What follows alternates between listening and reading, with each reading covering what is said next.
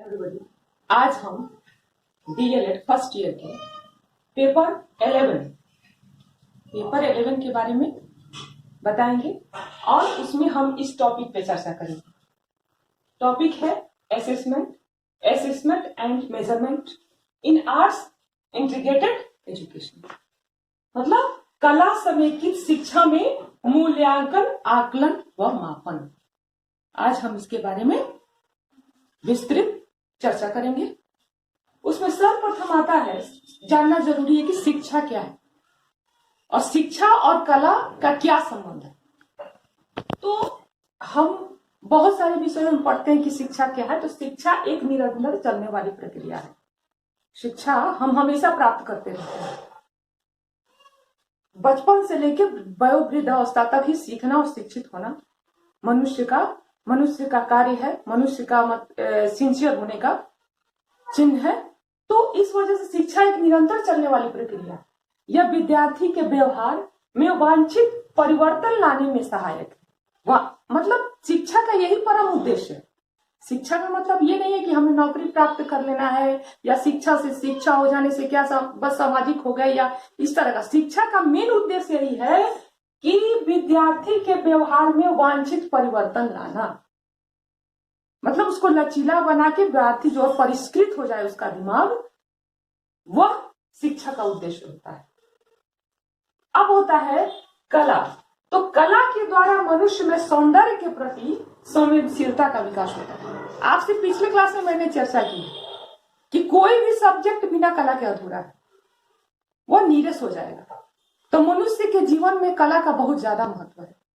प्रत्येक विषय में अगर कला से इंटेंगल करके हम एजुकेशन देते हैं, हम पढ़ाते हैं, तो वह जो है वातावरण सरस हो जाता है और उसमें जो है विद्यार्थी बहुत ही मन लगाकर और बहुत ही ज्यादा इंटरेस्ट के साथ अध्ययन करते हैं। तो इसलिए कला के द्वारा मनुष्य में सौंदर्य के प्रति, मतलब हर चीज में सुंदरता और सकारात्मकता आती है उनमें, हर चीज के प्रति वह सौंदर्य देख सकता है। इस तरह शिक्षा और कला का संबंध अनुनाश्रय संबंध है, एक दूसरे पर निर्धारित संबंध है। अब हम आते हैं कि मूल्यांकन, हमारा जो ये टॉपिक है असेसमेंट, मूल्यांकन मेन हमारा यही टॉपिक है। तो अब आते हैं मूल्यांकन का क्या अर्थ है।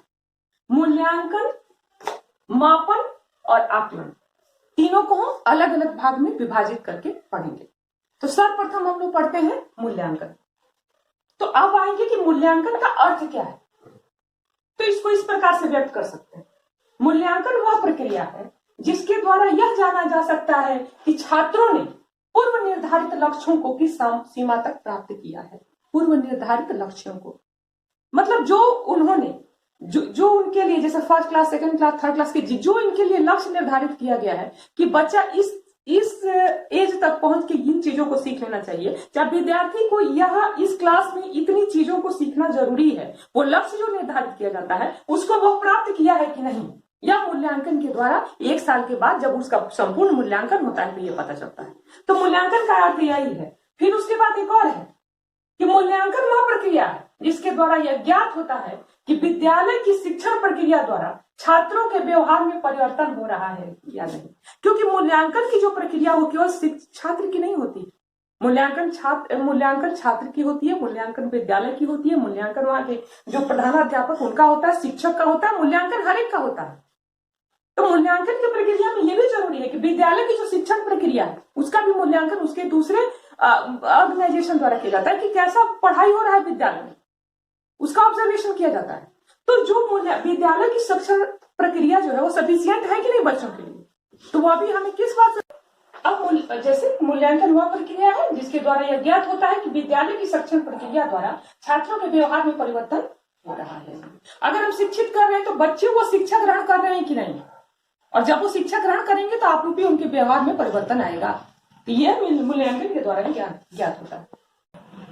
अब हमारा टॉपिक है, एक और आते हैं, ये भी दृष्टिकोण है मूल्यांकन को देखने का, उसके अर्थ को समझने का। क्या? तो मूल्यांकन वह साधन है जिसकी सहायता से किसी भी छात्र विशेष के विभिन्न विषयों संबंधी उपलब्धियों का मापन किया जा सकता है तथा छात्रों में लाए जाने वाले वांछित परिवर्तनों को जाना जा सकता है। मूल्यांकन वह साधन जिसकी सहायता से, माने विभिन्न विषयों, इसका अर्थ हुआ कि विभिन्न विषयों, क्योंकि हम क्लास में अलग अलग तरह के सब्जेक्ट पढ़ते हैं, तो सब्जेक्ट में कैसा सब्जेक्ट में उसकी क्या उपलब्धि है वह हम मूल्यांकन के द्वारा ही ज्ञात करते हैं। तो इसके ये भी मूल्यांकन का एक दृष्टिकोण है। लाए जाने वांछित परिवर्तन, या मतलब जैसे मूल्यांकन के द्वारा कि पहले वो कितना जानता था अब कितना जानता है, वो परिवर्तन के द्वारा ही, वो परिवर्तन हमें मूल्यांकन के द्वारा ही प्राप्त होगा। इसको हम इसके माध्यम से भी कर सकते हैं, इसको समझ सकते हैं। Law of triangle of force, यह मूल्यांकन की एक विधि है, इसके द्वारा एक त्रिकोण के माध्यम से जान सकते हैं। तो यह हो गया ऑब्जेक्टिव। उसके बाद लर्निंग एक्सपीरियंस। लर्निंग एक्सपीरियंस मतलब वो क्या कहते हैं, गुप्त एक्सपीरियंस, जो वो कितना अब तक सीख चुका है। और उसके बाद आता है इवैल्यूएशन, मतलब मूल्यांकन। तो इसके माध्यम से भी हम इस मूल्यांकन की प्रक्रिया को समझते हैं। मूल्यांकन की परिभाषाओं के बारे में जानेंगे। अभी हमने मूल्यांकन का अर्थ समझा। अब भिन्न भिन्न शिक्षाविदों ने मूल्यांकन के बारे में क्या दृष्टिकोण प्रस्तुत किए, क्या अपने विचार प्रस्तुत किए हैं, इनको हम यहाँ डिफाइन करेंगे। सबसे पहले मूल्यांकन की परिभाषा।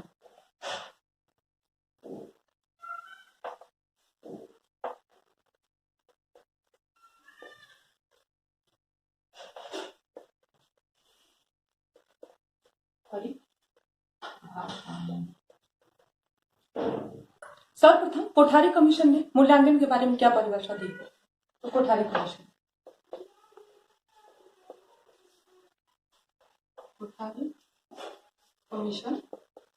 द्वारा दी गई परिभाषा क्या है? तो इसके अनुसार मूल्यांकन एक क्रमिक प्रक्रिया है। मूल्यांकन एक क्रमिक प्रक्रिया है जो संपूर्ण शिक्षा प्रणाली को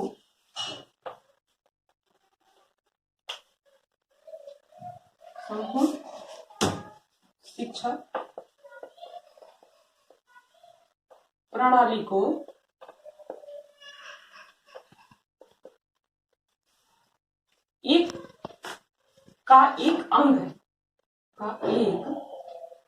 अंग है, एक अंग है वह संपूर्ण शिक्षा प्रणाली का, जो शिक्षा के उद्देश्यों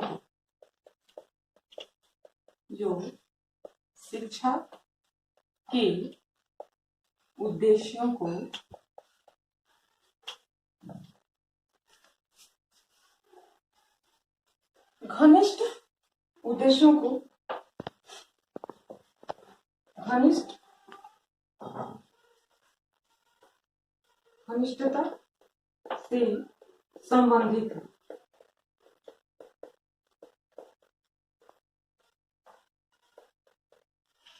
कोठारी कमीशन कहते हैं कि मूल्यांकन एक क्रमिक प्रक्रिया है। क्रमिक क्या होता है? मतलब एक के बाद एक, तो वह एक पहले सीखना फिर उसके बाद सीखना, तो क्रमिक हो गया। तो मूल्यांकन एक क्रमिक प्रक्रिया है जो संपूर्ण शिक्षा प्रणाली का एक अंग है, जो शिक्षा के उद्देश्यों के घनिष्ठता से संबंधित है, जो शिक्षा से घनिष्ठ रूप से संबंधित है। यह हो गया कोठारी कमीशन का सोच। अब हम आते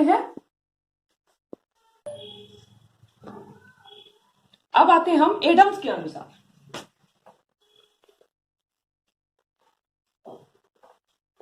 एडम्स क्या कहते हैं? एडम्स के अनुसार होता है कि मूल्यांकन करना किसी वस्तु या प्रक्रिया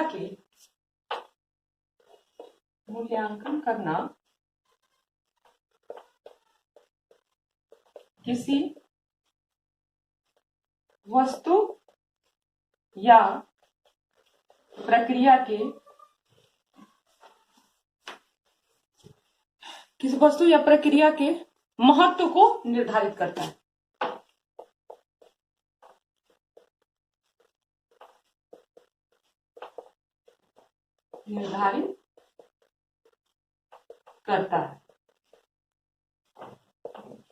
यह मूल्यांकन करना जो है वह एडम्स ये कहते हैं कि मूल्यांकन करना किसी वस्तु या प्रक्रिया के महत्व को निर्धारित करता है। मतलब किस तरह प्रक्रिया वाइज सब सीखते हैं, उन चीजों के महत्व को, ये प्रक्रिया को बताता है, उसके महत्व को निर्धारित करता है, एडम्स करते हैं।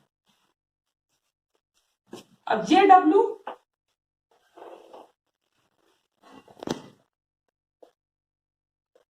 रायसन के अनुसार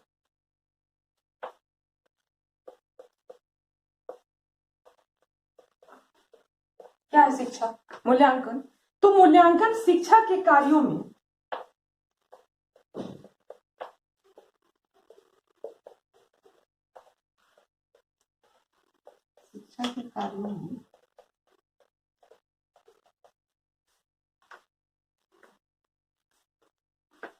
बल देता है।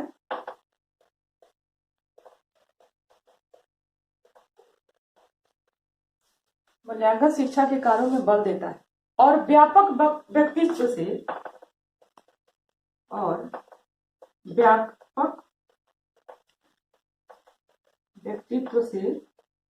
संबंधित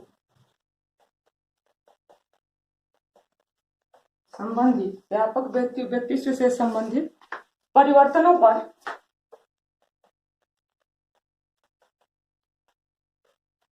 विशेष बल देता है।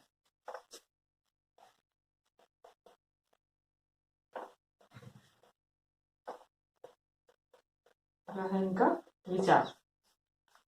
तो रायसन ने कहा है कि मूल्यांकन शिक्षा के कार्यों में बल देता है और व्यापक व्यक्तित्व से संबंधित परिवर्तनों पर विशेष बल दिया जाता है।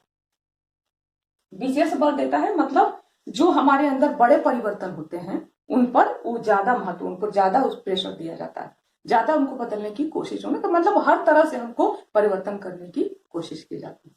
ये हो गया मूल्यांकन की परिभाषाएं। ये हो गई मूल्यांकन की परिभाषाएं। आगे हम मापन और आकलन पे चर्चा करेंगे। उसके बाद आकलन और मापन से मूल्यांकन का क्या संबंध है, उनमें क्या अंतर है, इन सब विधियों पर आगे के लेक्चर में हम चर्चा करेंगे। Thank you.